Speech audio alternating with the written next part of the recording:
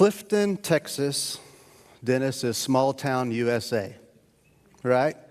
Population 3,200 on the banks of the Bosque River, about 40 minutes out west of Waco. When I was 21 years old, a junior in college, I accepted a part-time position. Wasn't quite part-time, but anyway, as minister of music at First Baptist Church there in Clifton. The early days of Clifton, people from Norway had come and settled there in the 1850s, and out west of town, the beautiful rolling hills and all, there's family ranches and family farms, and there's schools, and there's a couple of churches. One's an old red brick church, a Lutheran church, and there's a white stone, beautiful church there in Clifton as well. When Lindy and I finished college, we got married. And her first job was teaching at Clifton Junior High. So we moved out to Clifton. Here's a little background I haven't shared with you mostly because most Sundays I'm more concerned about what's happening with the music, quite honestly, right? Lindy and I met in high school. We've known each other for a long time. She'll say we met in high school, and that's technically absolutely true. I'll say I knew her in junior high. She doesn't claim to know me in junior high. It's okay. You'll get why. The first day for sixth grade, I showed up to start my new school in a light blue, sleeveless, muscle shirt. No muscles included. Big letters across the front in dark blue that said, "Looking good." It's not a good way to start out of school. I don't recommend that. I didn't have much sense of style, but I had plenty of self-confidence. So, Lindy and I had grown up in Pasadena. Pasadena is a suburb of Houston. We grew up around a lot of people, around restaurants everywhere, the theater district. We could go to the Astrodome and watch the Astros, all the different ball fields. Galveston had so many things to do. NASA, the Clear Lake area, and all of that. Clifton was an adjustment to a small town. A couple things I remember that cracked us up right when we moved there. The first would be our neighbors. They watched when we left our house. They calculated how long we were gone. They watched when we came home, and 2 weeks later, they'd bring it up in conversation and want to talk about why we left our house and when we got home and what were we doing. Along the same lines, we had never experienced this. We would walk into these small restaurants in Clifton. We would open the door, stand there, wait to be seated. Everybody would look from their table, directly stare at you, just like you're doing right now. It was the weirdest thing, like we were from a different planet. We couldn't figure this out. After we lived there a while, then we understood in Clifton, when we were at the restaurants too, we end up doing ourselves. At the table, look and see who's there because you know half the people. And you want to say hello, you want to greet, you want to go visit them. One night, we're driving home from the softball field, church softball game, and I rolled through the light there on Main Street. It was yellow or almost reddish, whatever. And the policeman is on the other side. He flashed his lights at me, pulled us over. He corrected me and all of that. And we drove about a mile up down the neighborhood to our house that we were living in. We walked in the door, the answering machine, those old answering machines, it was blinking. So I pushed the button on the answering machine, and a lady from church says, "Tim, I just heard on my scanner that you were pulled over at the main street. You really have to watch for Officer so-and-so because he really likes to sit there in the evenings." And I appreciated the help, but I'm thinking, why are we listening to our scanners? I know there's not much to do. Jordan, I know we have a picture of this today. A couple of wonderful things in Clifton. There's the beautiful area I mentioned out west of town. And it had two churches, the red brick church and then old stone white church. The old stone church was called the Old Rock Church. It had the old wooden creaky pews in it. It had a small balcony right above where you walk in with an old pump organ. It had a wooden stove that could heat the place. It had those tall ceilings. You see the cemetery barely there on the right side, in the yards and the pastures that surrounded it. It was quiet. It was peaceful. Tourists would come in and out sometimes and see this and that. But I so enjoyed going out there to be alone, to think, to rest, to pray, to listen. And it's one thing I'll always remember from there. It ended up, I love this place so much and this area we would drive to. It ended up being the place where Lindy and I drove out to one late Friday afternoon near sunset, and I proposed to Lindy there at that old rock church. When I started in town at First Baptist in Clifton, I looked at it as kind of a test. I had sensed a call to ministry in high school, and I was taking all the music theory classes and the music history classes and some of the ministry classes. And I thought, but I need to jump in with both feet and see if this is really for me. Can I do this? Do I enjoy this? God, is this truly what you have for me? So immediately, I'm leading 2 morning worship services. I'm leading the children's choir. I'm directing the handbell choir. I'm leading the youth choir on Sunday afternoons, and I'm directing the adult choir. I even lead the Sunday night. You remember Sunday night services? We were there like way into the night. All day. We had a lot going at the church. We took a children's trip. We chartered a bus. We went to Houston. They did their musical for a whole weekend. We took the youth choir a whole week to New Orleans, Louisiana on a mission trip and just had a great time, and it had a lot going. But as I think about it, it was because of the people. It was because the people worked with children. It was because the people helped with youth. It was because they built musical sets. They planned special fellowships and served all kinds of food. They showed up at special events. They funded the trips that we wanted to do and felt led to do. They helped a young minister and encouraged me along the way. When Lindy and I were married, they helped a young couple in the first few years of marriage. They would include us. They would... trying to think of all the things. They did a wedding shower for us. They, when we had moved away, we came back. They did a baby shower for our first child. Every Wednesday night, I would leave the building. I would hear laughter coming out of the fellowship hall where they were sitting around for hours just laughing and talking and telling stories. And they included us in all of that. And I was thankful then. But as I look back now, I'm even more thankful.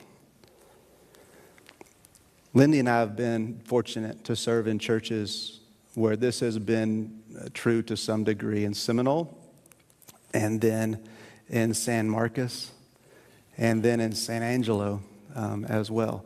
We have great friends and lasting friendships and memories from all those places. I asked this morning, who has gone above and beyond for you? Maybe a family member or a friend in a time of desperation for you. Maybe a coworker or a colleague that did something for you and helped you in a way that you will never forget. Maybe a parent or a grandparent or an aunt or uncle that you knew you could always turn to, that you could always depend on. I know for some of us, how about this? Maybe a teacher who helped you discover a gift or a passion that you never even realized you had. I know you know this story well today, and I want to look at the 2 characters at the end of the parable. Verse 33 says this, "But a Samaritan, as he traveled, came where the man was, and when he saw him, he took pity on him.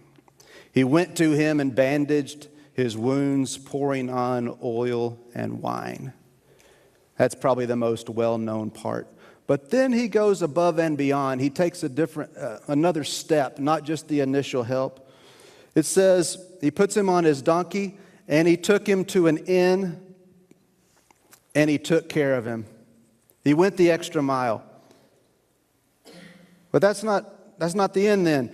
Then it says in verse 35, the next day, he took 2 silver coins, and he gave them to the innkeeper. "Look after him," he said, "and when I return, I will reimburse you for any extra expense you have." It's not just to me that he helped him, is that he helped him initially. He continues, he helps him again. The next day he wakes up and he thinks, how can I help him again? And you know that part well. The other character is the innkeeper. He's mentioned once. He never speaks. He never acts. We can imagine he just stands there. But there's responsibility all of a sudden thrust onto him, right? In the scripture, the innkeeper doesn't volunteer to help. He doesn't say, "What can I do?" The Samaritan simply looks at him and says, "Look after him." It seems the Samaritan thinks that this is possibly going to happen. It makes me think, not much is said about it, but it makes me think, how did the innkeeper feel through all that? But it happens the same in our own lives. When things come we're not expecting, when things come that we're surprised at.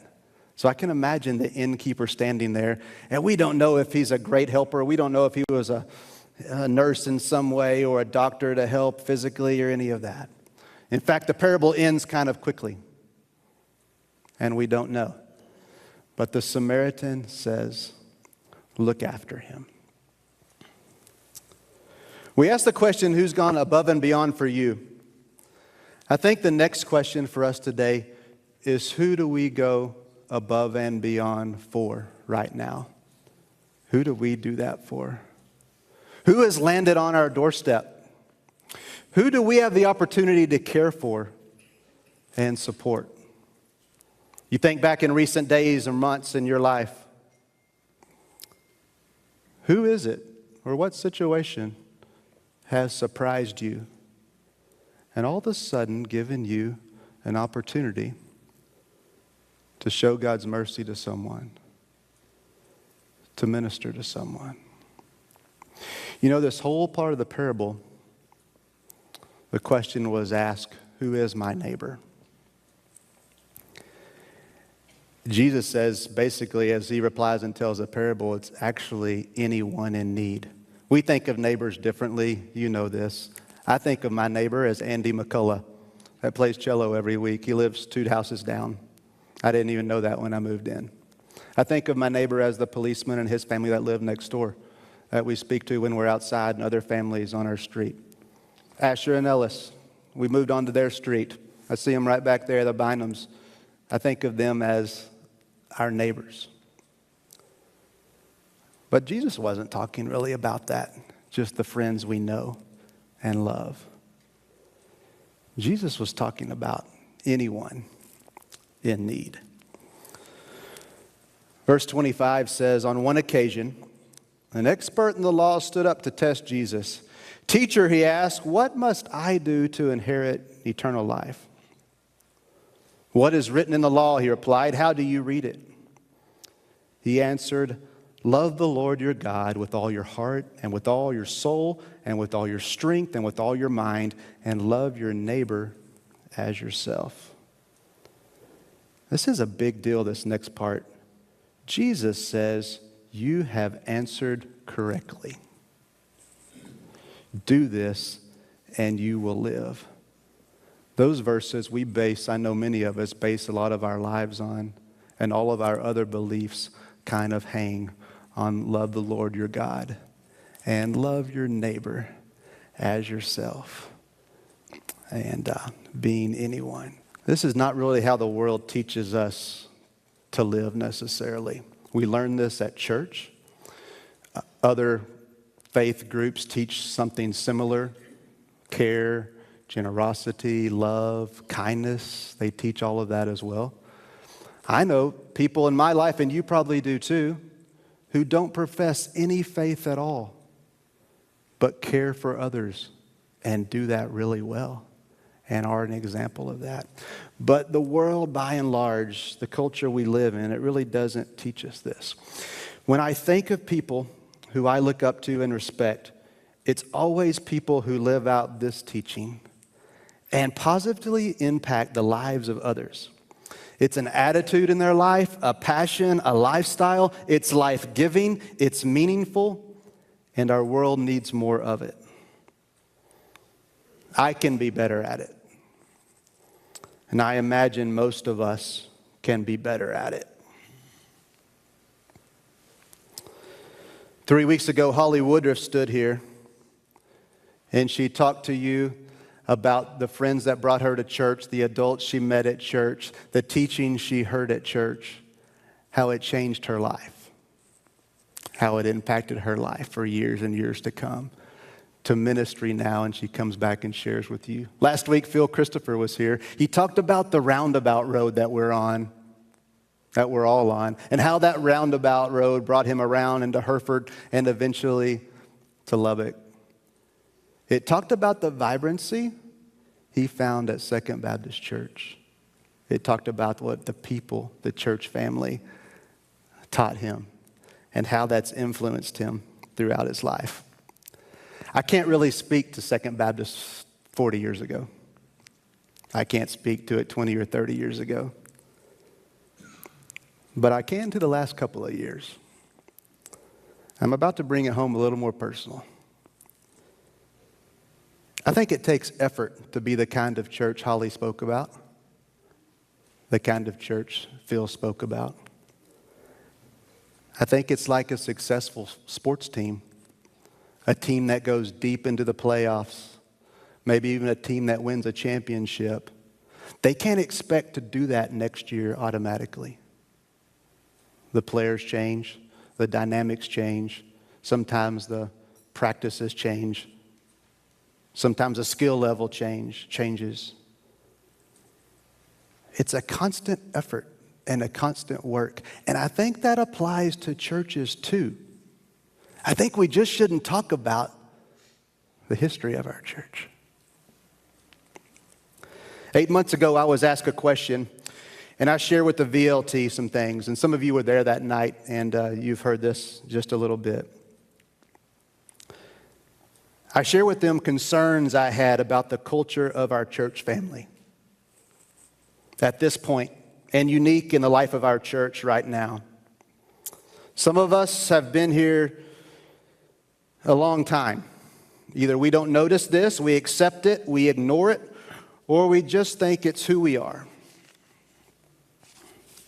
This is what I told the VLT that night, and I share with you too in this opportunity as it fits today.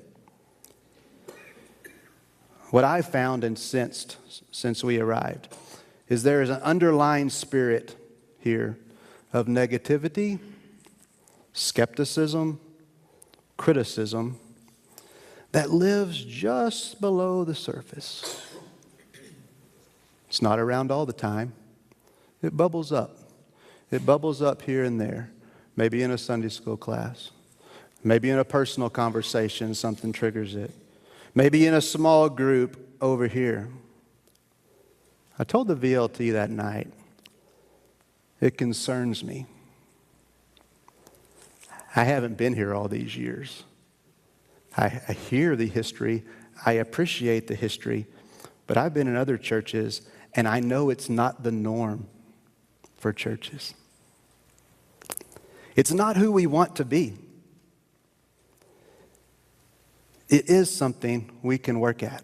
And Charlie says many times through the last 2 years, this is a good church, and I totally agree with all those things that Charlie says. But it's still something we can work at.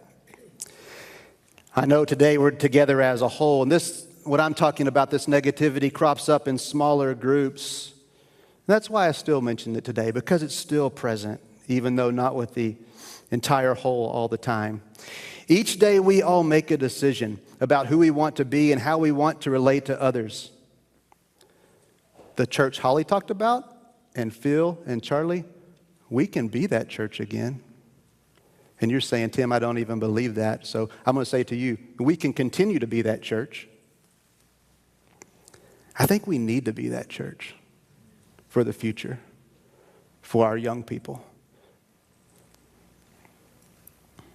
It is some better than it was 8 months ago, I'll say that. And it's much better than it was when Lindy and I arrived almost 2 years ago. Together, I believe we can make a difference. We can continue to live up to what is printed on the back of our worship guide. Every member a minister.